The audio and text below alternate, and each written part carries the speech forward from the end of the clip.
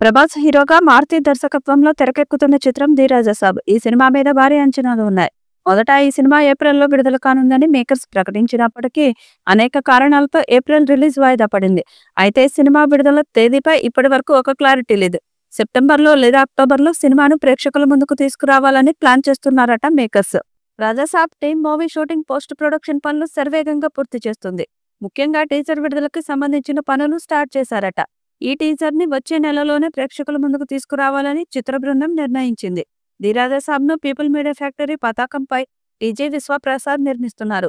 ప్రభాస్ సరసన ఈ సినిమాలో ముద్దుగుమ్మలు నిధి అగర్వాల్, మాళవిక మోహనన్ మరియు రిద్ది కుమార్ ముఖ్య పాత్రల్లో నటిస్తున్నారు. ఈ చిత్రంలో ప్రతినాయకుడి పాత్రలో సంజయ్ దత్ కనిపించబోతున్నారు. ప్రభాస్ అభిమానులను దృష్టిలో పెట్టుకుని మారుతి ఈ మూవీని తెరకెక్కిస్తున్నాడు.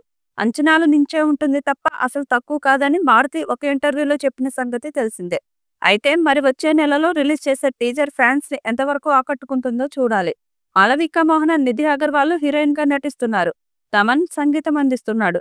కల్కి 2898 AD వంటి బ్లాక్ బస్టర్ తర్వాత ప్రభాస్ నుంచి వస్తున్న సినిమా కావడంతో ఈ సినిమాపై భారీ అంచనాలు నెలకొన్నాయి. ఇక రాజాసాబ్ మూవీ పాటల గురించి తమన్ ఆసక్తికర వ్యాఖ్యలు చేశారు. ఆయన మాట్లాడుతూ రాజాసాబ్ చిత్రానికి పాటలు కంపోజ్ చేసి చాలా కాలమైంది.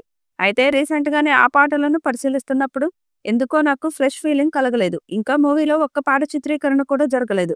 అందుకే నేను మళ్ళీ కొత్తగా పాటలన్నీ రీకంపోజ్ చేయాలని అనుకుంటున్నానంటూ చెప్పుకొచ్చాడు. తమన్ మాట్లాడిన ఈ మాటలను చూసి ప్రభాస్ ఫ్యాన్స్ ఆందోళన చెందుతున్నారు.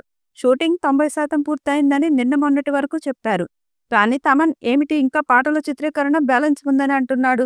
మరి సినిమా రిలీజ్ మీద క్లారిటీ రావాలి అంటే టీజర్ వచ్చే వరకు ఆగాల్సిందే. ప్రభాస్ సినిమా కోసం పాన్ ఇండియా వైడ్ గా ప్రేక్షకులు ఎదురు చూస్తున్నారు.